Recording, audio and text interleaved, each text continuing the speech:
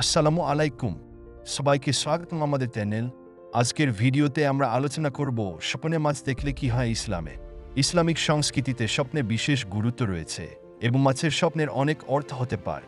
চলুন শুরু করা যাক। ইসলামের স্বপ্নের একটি বিশেষ স্থান রয়েছে।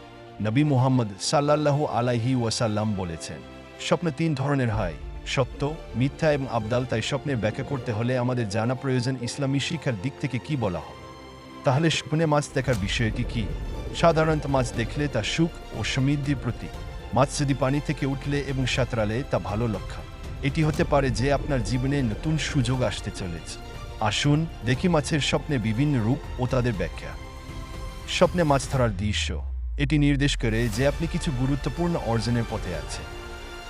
অনেক মাছ দেখা, প্রচুর মাছ দেখলে এটি সাফল্যের এবং প্রাচুর্যের প্রতিনিধিত্ব করে। ভিন্ন ভিন্ন সংস্কৃতিতে মাছের স্বপ্নের অর্থ ভিন্ন হতে পারে, তবে ইসলামিক দৃষ্টিকোণ থেকে এটি সাধারণত ভালো কিছুই নির্দেশ করে।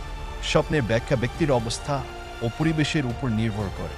ভিডিওটি যদি আপনার ভালো লেগে থাকে তাহলে লাইক এবং সাবস্ক্রাইব করতে ভুলবেন।